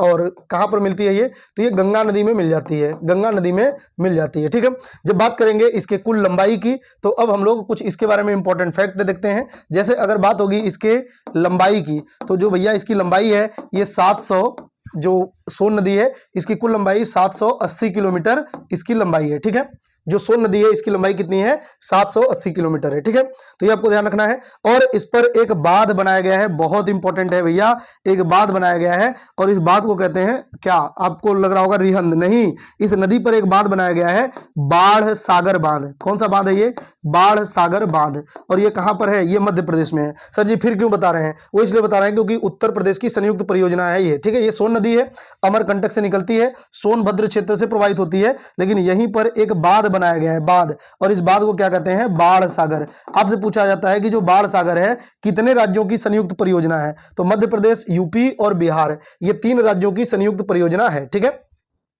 3 राज्यों की क्या है, संयुक्त परियोजना है। तो बाण सागर 3 राज्यों की संयुक्त परियोजना है। 3 राज्य कौन कौन से हैं, यूपी, एमपी और बिहार, ये 3 राज्यों की क्या है, संयुक्त परियोजना है, संयुक्त परियोजना है। ठीक है, और कहां पे है ये बांध है कहां पे, तो ये भैया मध्य प्रदेश में है। ये बांध कहां पे है, मध्य प्रदेश में, लेकिन इसमें पैसा और इसका फायदा तीनों को मिलता है, ये आपको ध्यान रखना है। ठीक है, अब बात करेंगे जो इसका प्रवाह है, तो ये प्रवाहित होती है मात्र एक जिले से। प्रवाहित कहां से होती है, मात्र उत्तर प्रदेश के एक जिले से, और उस जिले का नाम क्या है, सोनभद्र। तो सोनभद्र का नाम ही सोन नदी के नाम पर है, तो सोनभद्र जिले से ही प्रवाहित होती है। अगर आप मैप में देखें तो आपको यहाँ पर दिखाई दे रहा होगा, यहाँ पे ये सोनभद्र है और यहाँ पर सोनभद्र क्षेत्र से ये प्रवाहित होती है। ठीक है, ये यहाँ पर काफी दलदली नुमा माहौल बनाती है, और उत्तर प्रदेश में सबसे ज्यादा दलदली भूमि कहां पे है, तो ये भी सोनभद्र में ही है। सबसे ज्यादा जो दलदली क्षेत्र है वो सोनभद्र में ही है। ठीक है, तो ये आप समझ पा रहे होंगे बिल्कुल। और दोस्तों इसकी एक सहायक नदी है, और उस सहायक नदी को किस नाम से जानते हैं, रिहंद। तो इसकी एक सहायक नदी है रिहंद के नाम से, और रिहंद पर एक बांध बनाया गया है। उस बांध को क्या कहते हैं, उस बांध को कहते हैं भैया जो गोविंद बल्लभ पंत रिहंद बांध है।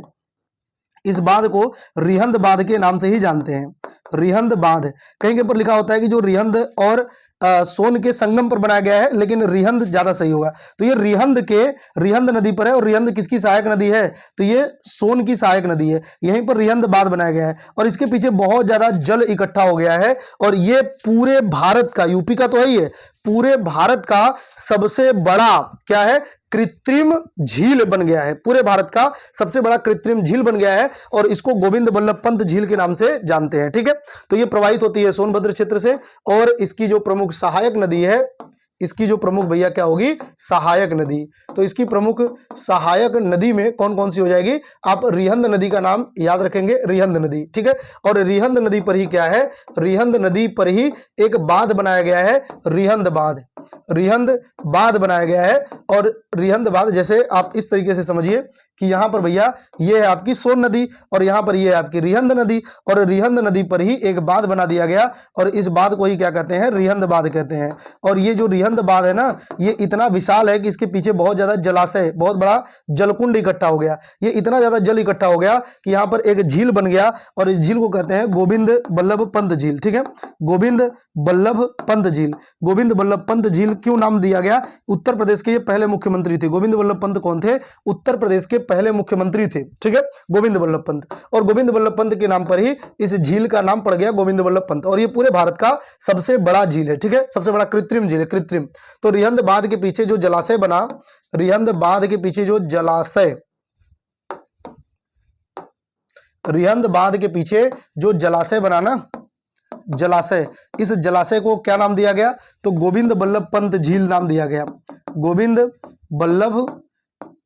बल्लभ पंत झील इसको नाम दिया गया, और ये पूरे भारत का सबसे बड़ा क्या है, तो पूरे भारत का सबसे बड़ा, आप यहां पे नोट करके लिखेंगे, भारत का सबसे बड़ा, यूपी का तो है ही है, भारत का सबसे बड़ा कृत्रिम झील है, सबसे बड़ा कृत्रिम झील है, कृत्रिम झील। वैसे सबसे बड़ा झील कौन सा है, सबसे बड़ा झील भैया चिल्का झील है, लेकिन बात करेंगे कृत्रिम झील की, तो ये भारत की सबसे बड़ी झील है। ठीक है, कृत्रिम झील। और ये कहां पर है, तो ये सोनभद्र में पिपरी नामक स्थान पे है। ठीक है, सोनभद्र में कहां पर होगा, तो सोनभद्र में ये झील कहां पर है, सोनभद्र में पिपरी नामक स्थान पर ये है। ठीक है, पिपरी नामक स्थान पर ये स्थित है। ठीक है, तो ये भी आपको ध्यान रखना है। कुछ और इंपॉर्टेंट फैक्ट है, ये जो सोन नदी बेसिन है, इसी के पास में यहाँ पर सिंगरौली क्षेत्र है, सिंगरौली क्षेत्र है, जो कि क्या जाना जाता है, उत्तर प्रदेश का कोयला भंडार है। ये सबसे बड़ा कोयला भंडार है, कोयला भंडार। ये भी कहां पर है, ये भी सोनभद्र में है, क्योंकि एकमात्र डिस्ट्रिक्ट कौन सा है, सोनभद्र ही है। तो सिंगरौली जो है ये कोयला भंडार के लिए जाना जाता है, ये भी आपको ध्यान रखना है। ठीक है, और यहीं पर दोस्तों जो आपका कई सारे ताप विद्युत, जैसे ओबरा ताप विद्युत केंद्र है, ये सब बनाए गए हैं, ये सब आपको पता होगा। ठीक है, तो ये सब कुछ इंपॉर्टेंट फैक्ट है सोन नदी के बारे में। यहां पर एक फैक्ट आपको और ध्यान रखना है कि सोन नदी घाटी में सोन नदी घाटी में सोने के कण पाए जाते हैं, ठीक है, सोने के कण पाए जाते हैं। दो नदी ऐसी हैं जो कि सोने के कण पाए जाते हैं, एक सोन नदी और दूसरा है भैया जो रामगंगा नदी है। रामगंगा नदी के बारे में भी ये लिख लेंगे कि रामगंगा नदी में भी क्या मिलता है, सोने के कण मिलते हैं, उसके रेत में कुछ सोने के कण भी पाए जाते हैं, ठीक है। तो ये सब कुछ इंपॉर्टेंट फैक्ट था सोन नदी के बारे में। अब बात करेंगे रिहंद। तो रिहंद मैंने आपको बता ही दिया, जो रिहंद है ये भैया कैमूर पहाड़ी क्षेत्र से इसका उद्गम होता है, और ये उद्गम हो गया इसका, बहुत इंपॉर्टेंट नहीं है। और ये जो है ये किसकी सहायक नदी है, तो ये किस में मिल जाती है, कैमूर पहाड़ी से इसका उद्गम हो गया, ठीक है, उद्गम। और बात करेंगे इसके मुहाना की, तो इसका मुहाना कहां पर होगा, तो ये होगा आपका सोनभद्र में, और सोनभद्र में किसमें, तो भैया ये मिल जाती है सोन नदी में, ठीक है, सोन नदी में। और जहां पर मिलती है तो वहीं पर एक बांध बनाया गया है, बांध का नाम क्या है, तो बांध का नाम है भैया रिहंद बांध। पूरे भारत का सबसे बड़ा बांध है ये भी आपको ध्यान रखना है। और दोस्तों यहाँ पर जो जलाशय बना हुआ है उसको क्या कहते हैं, जलाशय जो बना हुआ है वो कहते हैं गोविंद वल्लभ पंत झील, ठीक है, गोविंद वल्लभ पंत झील, ठीक है, गोविंद वल्लभ पंत झील। और ये पूरे भारत का सबसे बड़ा कृत्रिम झील है। ये सब आप पढ़ चुके हैं तो अब रिपीटेशन ठीक नहीं है, ठीक है। तो ये रिहंद नदी के बारे में हो गया। और अब हम लोग देखते हैं कर्मनासा नदी, ठीक है, एक नदी है भैया कर्मनासा। तो कर्मनासा नदी को आपको देखना है और ये लास्ट इंपॉर्टेंट नदी है, ठीक है। तो कर्मनासा नदी, यहाँ पर ये गंगा नदी है, और गंगा, अब ध्यान से देखना, ये गंगा नदी है, और जो कर्मनासा नदी है ना, ये यहाँ पर ये सोनभद्र है और ये मिर्जापुर है। तो मिर्जापुर क्षेत्र से ये इसका उद्गम होता है, और इस तरीके से मिर्जापुर क्षेत्र से इसका उद्गम होता है। ये उत्तर प्रदेश और बिहार का बॉर्डर बनाते हुए ये बिहार में जाकर के ये भैया गंगा नदी में मिल जाती है यहाँ पे, ठीक है। तो ये आपको ध्यान रखना है। तो इसका जो उद्गम होगा किसका, कर्मनासा का जो उद्गम होगा ये कहां पर होगा, उद्गम। तो भैया कर्मनासा नदी का जो उद्गम है ये मिर्जापुर में एक पहाड़ी है, मिर्जापुर में पहाड़ी है, पहाड़ी का नाम क्या है, तो ये है जो आपका सरोदाग है, ठीक है, सरोदाग।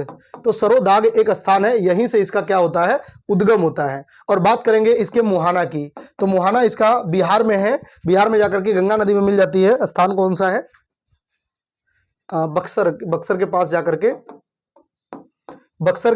के ये क्या करती है, गंगा नदी में ये मिल जाती है, ठीक है, गंगा नदी में ये मिल जाती है जो कर्मनासा नदी है। इसके बारे में इंपॉर्टेंट फैक्ट ये है कि ये भैया यूपी एवं बिहार के मध्य सीमा बनाती है, यूपी एवं बिहार के मध्य क्या बनाती है, ये प्राकृतिक सीमा बनाती है, ठीक है। तो ये आपको ध्यान रखना है। और यहीं पर, इसी पर दोस्तों एक बांध है, बहुत इंपॉर्टेंट बांध है, जो इस पर एक कर्मनासा नदी पर एक बहुत इंपॉर्टेंट बांध है, एक बांध है, हाँ याद आ गया, मूसाखंड बांध, ठीक है, मूसाखंड बांध, ठीक है, जो कि चंदौली में है। तो ये बहुत इंपॉर्टेंट बांध है, आपसे पूछा जाता है, मूसाखंड बांध इसी पर है, कर्मनासा नदी पर, ठीक है। इसकी जो कुल लंबाई है इस नदी की वो 192 किलोमीटर है, 192 किलोमीटर, बहुत छोटी नदी है लेकिन इंपॉर्टेंट है, तो ये आपको थोड़ा सा ध्यान रखना है, ठीक है। मूसाखंड बांध इसी पर है, कर्मनासा। मैंने आपको लोकेशन भी बता दिया कि जैसे अगर आप देखेंगे तो यहाँ पर ये आपकी गंगा है, और यहाँ से ये नदी निकल करके और ये जाकर के बक्सर के पास में जाकर के गंगा नदी में मिल जाती है, ठीक है। कुछ दूरी तक ये यूपी और बिहार के मध्य बॉर्डर बनाती है, ठीक है। तो लगभग सारी नदियां हमारी कंप्लीट हो गई हैं, अब नदियों के बारे में कुछ इंपॉर्टेंट तथ्य हैं, उनके बारे में हम लोग देख लेते हैं और जवाब देने का प्रयास करेंगे, ठीक है। सबसे पहले तो रिवर फ्रंट डेवलपमेंट परियोजना कहां चलाई जा रही है, तो मैंने आपको बताया कि यह जो है गोमती नदी में, ठीक है, गोमती नदी पर चलाई जा रही है। और कहां पर है ये, तो ये लखनऊ में है, ठीक है। तो ये मैंने आपको बता दिया है। अगला है लंदन के टेम्स की तरह गोमती नदी का चैनलाइजेशन और सौंदर्यीकरण कहां किया जा रहा है, तो ये लखनऊ में किया जा रहा है, ठीक है। ये सब मैंने आपको बताया है, अब आप सोच करके जवाब दीजिए। घाघरा नदी की सहायक नदियां कौन कौन सी हैं, तो घाघरा नदी की जो सहायक नदियां हैं भैया, एक तो है राप्ती नदी, ठीक है, राप्ती है, बूढ़ी राप्ती है, ये सब जो सहायक नदियां हैं वो घाघरा की सहायक नदियां हैं। राप्ती ज्यादा इंपॉर्टेंट है।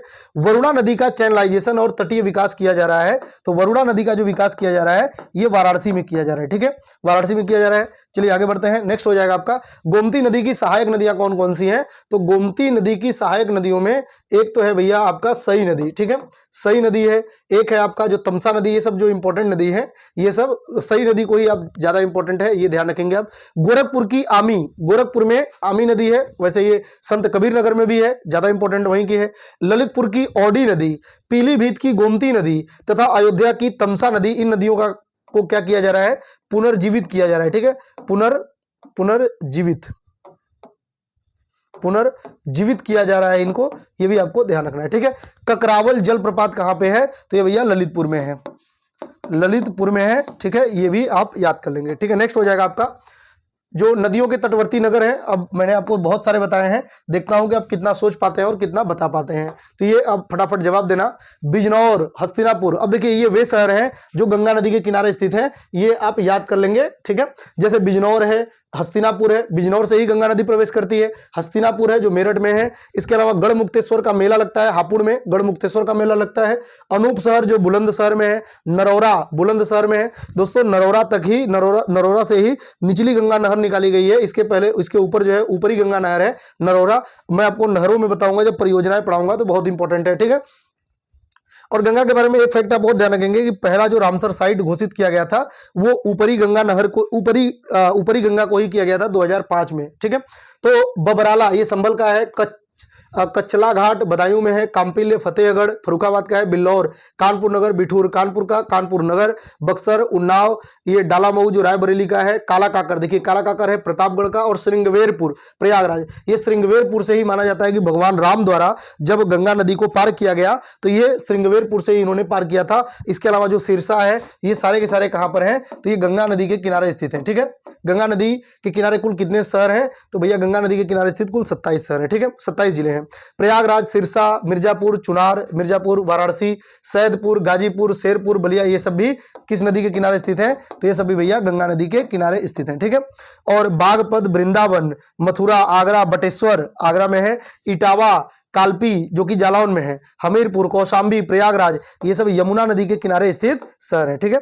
यमुना नदी के किनारे स्थित शहर है, ये सब आपको याद कर लेना है, ये सब आपको लिख करके क्या करना है भैया, याद कर लेना है, ठीक है। नेक्स्ट हो जाएगा आपका मिश्रिक जो कि सीतापुर में है, लखनऊ, सुल्तानपुर, जौनपुर, ये सब किस नदी के किनारे स्थित है, तो ये सब गोमती नदी के किनारे स्थित है, ठीक है, गोमती नदी के किनारे स्थित है। अयोध्या नगर, अयोध्या धाम, गोला, बरहलगंज, दोहरी घाट, बरहज, ये सब किस नदी के किनारे स्थित है, तो अयोध्या ज्यादा इंपॉर्टेंट है, ये भैया है सरयू नदी के किनारे स्थित है, ठीक है, सरयू नदी।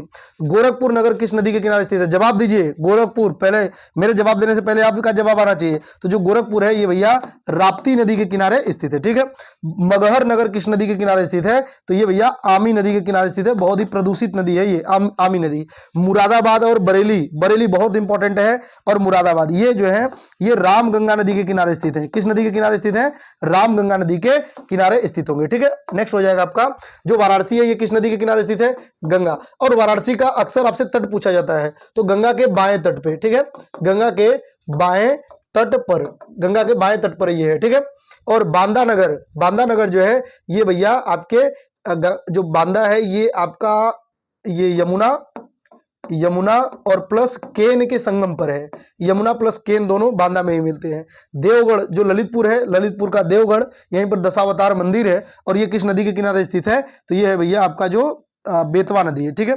बेतवा नदी का जो प्रवेश होता है वो ललितपुर से ही होता है। हमीरपुर नगर, तो हमीरपुर जो है ये बेतवा प्लस यमुना के संगम पर ये बेतवा जो हमीरपुर है ये स्थित है, ठीक है। नेक्स्ट हो जाएगा आपका जो चित्रकूट है, बहुत इंपॉर्टेंट 5 स्टार वाला क्वेश्चन, जो चित्रकूट है ये पयस्विनी नदी के किनारे स्थित है, ठीक है, पयस्विनी नदी के किनारे स्थित है, पयस्विनी नदी के किनारे स्थित है, इंपॉर्टेंट है, आप इसको याद कर लेंगे, ठीक है। प्रतापगढ़, जो प्रतापगढ़ है ना भैया, ये मैंने आपको बताया था, जो प्रतापगढ़ है ये आपका सई नदी के किनारे स्थित होगा, सई नदी के, ठीक है। जो सोनभद्र है, सोनभद्र आपका ये सोन नदी के किनारे स्थित होगा, सोन नदी के। और मेरठ, गाजियाबाद, नोएडा, ग्रेटर नोएडा, ये सब सर जी हिंडन नदी के किनारे स्थित है, जो यमुना के यमुना के बाएं तट पर आकर के मिलती है, वही हिंडन है जहां पर आलमगीरपुर है, हड़प्पा सभ्यता का सबसे पूर्वी स्थल है, ठीक है। कासगंज और अतरंजी खेड़ा नामक स्थान, ये सब भैया वहां पे एक क्षेत्रीय छोटी सी नदी है काली नदी, ये वो काली नदी नहीं है, ये एक क्षेत्रीय काली नदी है, उसी के किनारे ये सब स्थित है। तो उम्मीद करता हूं दोस्तों ये सब जो कंटेंट है मेरा ये आपको पसंद आया होगा, और इन सब चीजों को आपने याद भी कर लिया होगा, ठीक है। अब नदियों का प्रवेश एवं निकास एक बार देखता हूं कि आप कितना, आपने अभी तक कितनी पढ़ाई की है, आप मुझे बताइए। राज्य में गंगा नदी का प्रवेश कहां कहाँ से होता है? तो सर जी बिजनौर से होता है। कहाँ से होगा भैया? बिजनौर से होगा। और भैया गंगा नदी का निकास कहाँ से होता है? जवाब दीजिए। तो भैया ये बलिया से होता है, ठीक है, बलिया से। मेरे जवाब देने से पहले आप वीडियो को रोक करके और उसके बाद जवाब सोच करके फिर आगे बढ़िए। रामगंगा नदी का प्रवेश कहां से होता है? सर जी ने बताया था बिजनौर में, बिल्कुल सही बताया था। अब आप कमेंट करके ये बताएंगे, बिना देखे आप सोच करके ये बताइए कि रामगंगा नदी गंगा नदी में कहां पर मिलती है, ठीक है, ये आपको बताना है। अच्छा, ये रामगंगा नदी कहां पर मिलती है, चलो मैं ही बता दिया। अब जब क्वेश्चन आ गया तो आप पहले सोच लो, उसके बाद आप भैया जवाब दो। तो रामगंगा नदी गंगा में कहां पर मिलती है? ये भैया मिलती है कन्नौज के निकट। वही कन्नौज है जिसको क्या कहते हैं, यहां पर कन्नौज है, इसको क्या कहते हैं? कन्नौज के निकट। तो इसको कहते हैं पूर्व का ग्रासलैंड, ठीक है, निकट। और काली नदी गंगा में कहां मिलती है? जो काली नदी है ये गंगा, देखिए काली नदी तो गंगा में नहीं मिलती, लेकिन एक क्षेत्रीय काली नदी है ना, छोटी सी मतलब काली नदी है, वो भी कन्नौज के पास ही आकर के मिल जाती है, ठीक है। जो काली नदी है ये बदायूं के पास आकर के मिलती है, बदायूं के निकट, ठीक है। वैसे ये इंपॉर्टेंट नहीं है। जो बूढ़ी गंगा है ये गंगा में कहां पर मिलती है? तो जो बूढ़ी गंगा है, बूढ़ी गंगा, ये गंगा में कहां पर मिलती है? तो ये मिलती है भैया कन्नौज में। जो यमुना नदी का प्रवेश होता है ये कहां पे होता है? तो ये मैंने आपको बताया था फैजाबाद, और फैजाबाद एक स्थान है, जिला नहीं, फैजाबाद। और ये फैजाबाद कहां पे है? तो ये फैजाबाद एक अलग डिस्ट्रिक्ट है जिसका नाम बदल के अयोध्या कर दिया गया, ठीक है। अब एक स्थान है फैजाबाद, और ये कहां पर है? तो ये सहारनपुर में है, सहारनपुर में। और सहारनपुर में फैजाबाद है, यहीं पर यमुना नदी का प्रवेश होता है, ठीक है। छोटी गंडक नदी का प्रवेश और निकास कहां पे होता है? तो इसका प्रवेश जो होता है छोटी गंडक का, ये होता है भैया महाराजगंज में, महाराजगंज में, ठीक है, महाराजगंज में। और इसका निकासी कहां पे होता है? तो देवरिया में इसका क्या हो जाता है? देवरिया में इसकी निकासी हो जाती है, ठीक है। और बड़ी गंडक या गंडक सालीग्रामी नारायणी यूपी का बॉर्डर बनाते हुए गंगा में ये मिल जाती है। तो ये गंडक नदी जाकर के ये जो आपका सोनपुर है ना, सोनपुर में जाकर के ये गंगा नदी में मिल जाती है, ठीक है। इसको सालीग्रामी या नारायणी के नाम से भी जानते हैं, यूपी और बिहार का बॉर्डर बनाती है। कर्मनासा नदी कहां से निकलती है? तो ये मिर्जापुर में जो कैमूर पहाड़ी है, कैमूर पहाड़ी से निकलती है। जो स्थान का नाम क्या होगा? तो ये होगा भैया सरोदाग, ठीक है, सरोदाग, ठीक है। आगे बढ़ते हैं। जो कर्मनासा नदी ही तो है, कर्मनासा नदी बॉर्डर बनाती है, तो ये यूपी और बिहार के मध्य बॉर्डर बनाती है, ठीक है, कर्मनासा नदी। आगे बढ़ते हैं, नेक्स्ट हो जाएगा आपका जो काली या शारदा नदी है, इसका प्रवेश। तो जो काली या शारदा नदी है भैया, इसका जो प्रवेश होता है ये होता है आपका जो ये है पीलीभीत। तो एक तरीके से ये आपका रिवीजन हो गया सारा, ठीक है। पीलीभीत जिले में इसका क्या होता है? पीलीभीत जिले में इसका प्रवेश होता है, ठीक है, जो काली या शारदा नदी है। और ये बॉर्डर किसका बनाती है? तो उत्तराखंड और नेपाल के मध्य। शारदा नदी सरयू या घाघरा में कहां पर मिलती है? तो ये सीतापुर के बासरा में मिलती है, सीतापुर के बासरा में या बसरा में मिलती है, बसरा या बासरा में ये मिल जाती है, ठीक है। सरकारी अभिलेखों में चंदापुर, किटौली, गोंडा से लेकर के खेलगंज जो बिहार है, ये घाघरा का नाम बदल करके, मैंने आपको बताया था ना 2020 में इसका नाम बदल करके सरयू कर दिया गया ऑफिशियल तरीके से, जो आपकी ये घाघरा नदी है, ठीक है। गंगा यमुना के मध्य प्रवाहित होने वाली हिंडन, जो जिसको सरहिंदी के नाम से भी जानते हैं, यमुना में कहां पर मिलती है? तो ये भैया नोएडा में मिलती है। कहां पर मिलेगी? नोएडा में। और ये क्या है सर जी? तो ये भैया यमुना के बाएं तट पर मिलने वाली एक प्रमुख सहायक नदी है, और ये बहुत ही ज्यादा प्रदूषित नदी है, ठीक है। मध्य प्रदेश से आने वाली चंबल नदी राज्य में प्रवेश कहां पर करती है? तो ये इटावा में प्रवेश करती है, और इटावा में ही यमुना नदी में मिल जाती है। चंबल, जिसे चरमावती नदी के नाम से भी जानते हैं, ये यमुना में कहां पर मिलती है? तो ये भैया इटावा में ही मिल जाती है, और ये बहुत ही ज्यादा दलदली नुमा माहौल बनाती है। मध्य प्रदेश से आने वाली सिंध नदी का कहां पर होता है? तो ये भी, अच्छा, ये पंचनदा नामक स्थान है ना, पंचनदा, तो ये भी वही होगा। तो ये भी कहां पर होगा? पंचनदा नामक स्थान होगा, और ये भी कहां पर होगा?